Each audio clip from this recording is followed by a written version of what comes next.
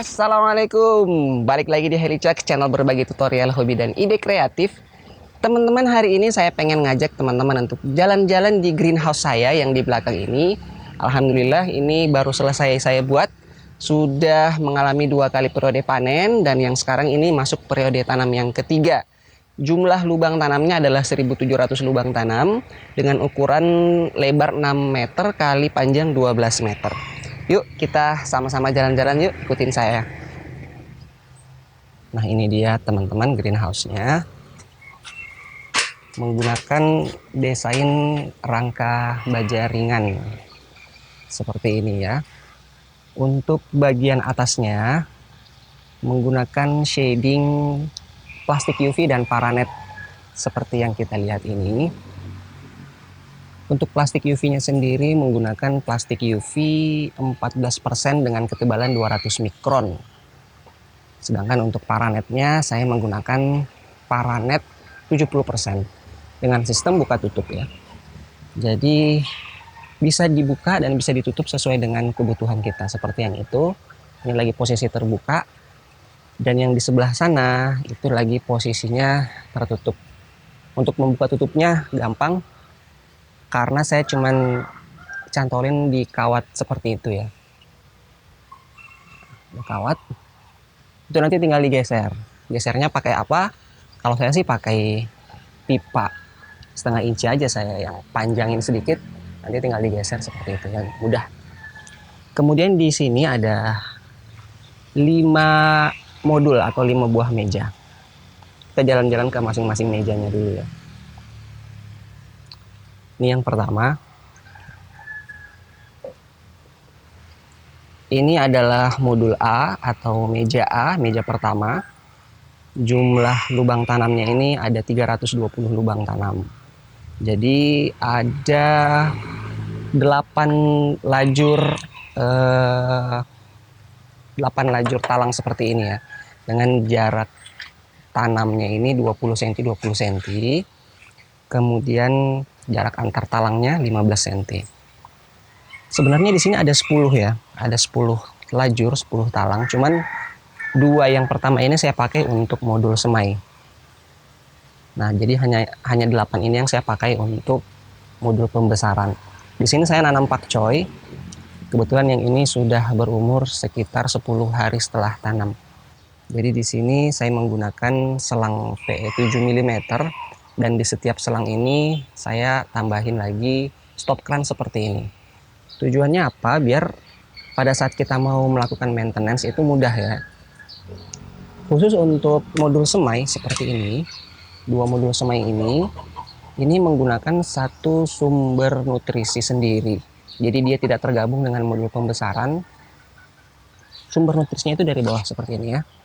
Kenapa seperti ini? Karena saya pengen untuk penyemaian ini hanya menggunakan ppm rendah ya, nutrisinya rendah. Saya membuatnya 400 ppm saja.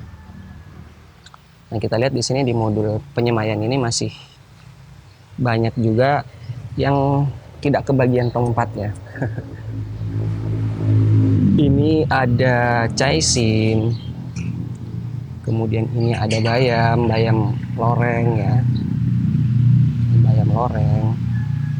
Kemudian ini ada selada romaine.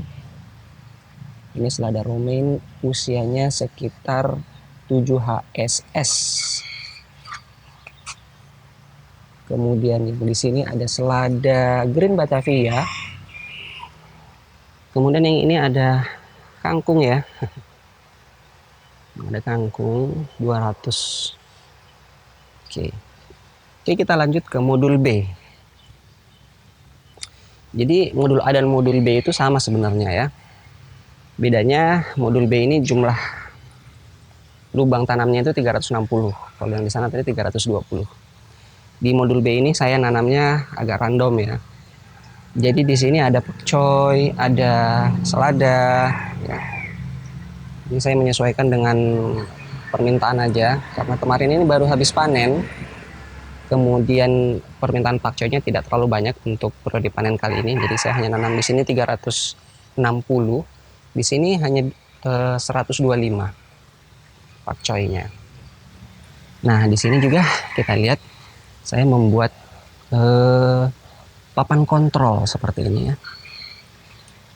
Jadi di sini biar bisa kelihatan jumlah berapa yang kita sedang tanam, kemudian tanggal semai, tanggal tanam, dan tanggal prediksi panennya seperti apa. Seperti itu ya. Kemudian kita masuk ke modul C. Nah, ini dia modul C. Modul C ini dia adalah rakit apung. Rakit apung yang saya gunakan ini rakit apung generasi keempat. Jadi dia menggunakan 2 buah pompa Venturi yang dipasang secara diagonal ya. Sehingga dia membentuk aliran arus yang menyerupai pusaran. Ini jumlah lubang tanamnya adalah 400 lubang tanam. Kenapa dia lebih banyak ya? Padahal ukurannya sedikit lebih kecil daripada yang ini, daripada yang NFT. Karena jarak tanamnya ini rapat. Jadi yang ini jarak tanamnya saya buat 10 cm, 10 cm. Kenapa? Karena sayuran yang saya tanam di modul ini adalah sayuran dengan pertumbuhan ke atas dan dia bukannya melebar ya. Contohnya kangkung. Kangkung ini dia numbuhnya ke atas. Jadi dia tidak perlu memakan terlalu banyak space di modul ya. Begitu juga dengan bayam hijau seperti ini. Ini bayam hijau umurnya sudah 2,5 pekan. Ini hampir panen. Kemungkinan minggu depan sudah panen ini, insya Allah. Kemudian, ya ini adalah modul D atau modul keempat. Bentuknya juga rakit apung, ukurannya sedikit lebih besar dari yang ketiga tadi. Di sini saya nanam selada saja. Kebetulan ini karena kemarin panennya itu tidak serempak, jadi saya naikin seladanya juga tidak serempak. Jadi numbuhnya juga ya tidak rata gitu ya, tapi semuanya subur-subur dan sehat-sehat. Ini adalah selada-selada. Kita lihat akarnya dulu deh. Ini akar-akar dari selada. Kalau mau melihat selada ini sehat atau tidak, itu biasanya kita lihat dari akarnya ya. Akarnya putih bersih seperti ini, tidak ada hitam-hitam, maka dia punya potensi untuk dikatakan sehat seladanya. Kita lihat pompa Venturinya dulu. Nah, ini dia pompa Venturinya. Jadi tujuan dari pompa Venturi ini adalah selain dia untuk membuat arus air, karena dia menghembuskan, mendorong air juga, dia juga untuk memberi oksigen ya, suplai oksigen ke dalam air. Nah, kalau kelihatan di sini gelembung-gelembung oksigen dan gelembung-gelembung udara yang dihasilkan ini lumayan intens ya. Jadi dia tidak hanya mendorong air, tapi juga untuk mensuplai oksigen ke dalam larutan nutrisi. Gitu ya. Jadi ini ada 2. Yang sebelah sini satu ke arah sana, dan satu lagi itu di diagonal. Dan sisi satunya mengarah ke sini. Sehingga aliran airnya itu akan membentuk pusaran seperti ini. Nah, selanjutnya ini adalah modul E atau modul kelima di dalam greenhouse ini. Sama sistemnya, ini menggunakan rakit apung juga generasi keempat ya. 2 buah pompa Venturi masing-masing 35 watt. Ini saya gunakan untuk modul peremajaan. Jadi di sini saya menggunakan jarak tanam yang tidak terlalu jarang ya, tapi cukup rapat 10 cm 10 cm dan menggunakan net pot. Nah, seperti ini. Tujuannya apa? Ini biar gampang kita pindah-pindahin. Jadi ketika dia sudah mau masuk ke modul pembesaran, ini gampang ngangkat. Ini tinggal kita angkat, langsung kita pindahin ke NFT misalnya ya, atau ke DFT malah ya. Jadi dia tidak merusak akar dan cukup baik, mudah ya. Beda kalau misalnya lubangnya seperti ini. Nah, ini juga modul peremajaan tapi tanpa net pot. Jadi ada plus minusnya ya. Kalau yang ini tuh dia lebih bagus tumbuhnya karena lebih kokoh, tidak goyang-goyang kayak seperti ini ya. Cuman pada saat mau dipindah, ini lebih beresiko untuk akarnya putus pada saat kita ngangkat dari sini. Karena ini sama kayak kita nyabut ya.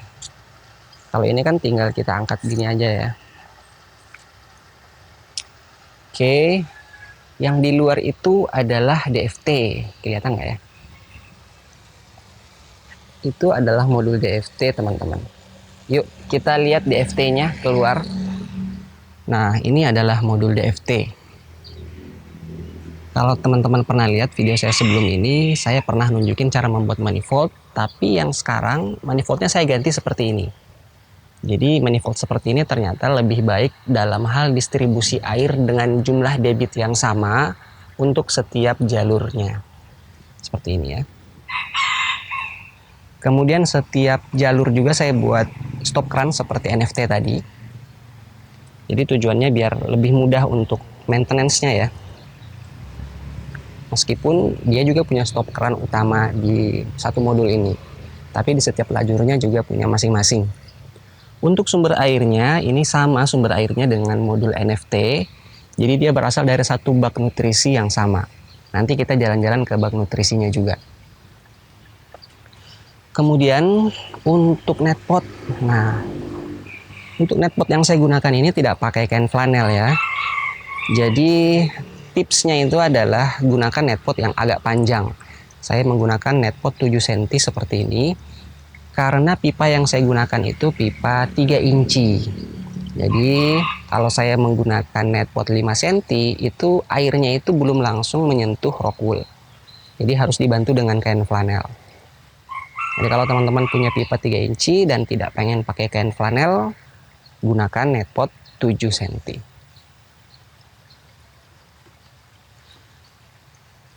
Kemudian jalur pembuangan. Nah, jalur pembuangannya seperti ini ya teman-teman. Masing-masing pipa itu punya jalurnya masing-masing langsung ke pipa pembuangan. Kalau sebelumnya, pipa yang atas ini terhubung ke pipa di bawahnya. Begitu seterusnya sampai di bawah baru ke pipa pembuangan. Kalau yang sekarang saya buatnya masing-masing punya jalurnya sendiri ke pipa pembuangan. Tujuannya itu supaya memudahkan maintenance juga ya. Jadi kalau pipa yang ini kita goyang, misalnya ada perlu perbaikan, tidak mengganggu pipa-pipa yang lain. Nah, sekarang kita lihat bak nutrisinya yuk.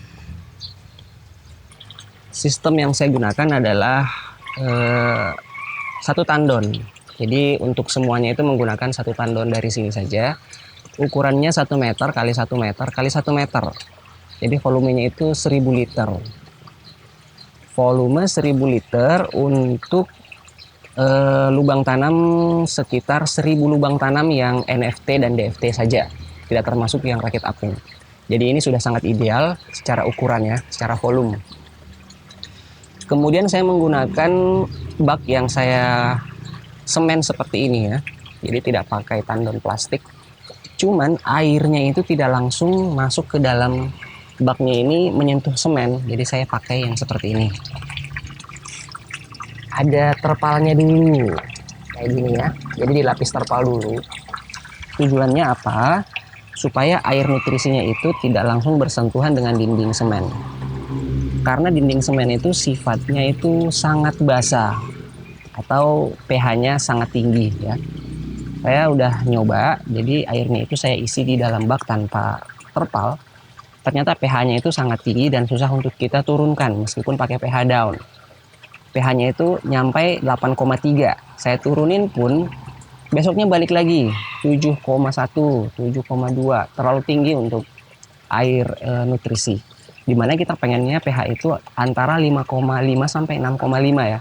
Kalau saya agak lebih ketat sedikit, 5,7 sampai 6,3. Kemudian pipa dorongnya seperti ini. Pipa dorongnya ini 1 inci dengan pompa 100 watt yang berkekuatan 12.000 liter per jam dalam 5 meter. 12.000 liter per jam dengan ketinggian maksimal 5 meter. Dan ini sangat cukup sehingga debit air saya per jalurnya itu 4 liter per menit per jalur. Nah, ini teman-teman salah satu contoh produksinya. Ini adalah baby pakcoy. Jadi ukurannya memang kecil-kecil ya, tapi daunnya sudah lumayan besar-besar. Ini bisa mencapai 6 sampai 7 net pot per kilogramnya. Lumayan besar-besar.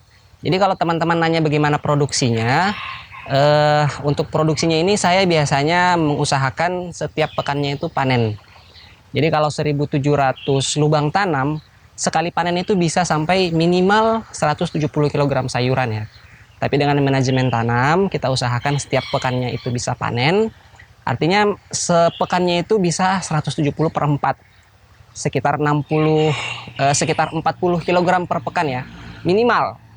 Karena biasanya satu net pot itu sampai 250 gram juga ada. Seperti misalnya selada-selada seperti ini.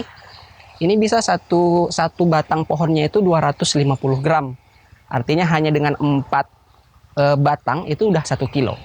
Dengan asumsi satu batangnya itu 100 gram saja, itu 10 net pot baru 1 kilo. Jadi minimalnya 40 kg per pekan. Tapi selama ini kita bisa sampai 60 sampai 70 kg per pekan. Gitu teman-teman ya. Sangat menjanjikan usaha hidroponik.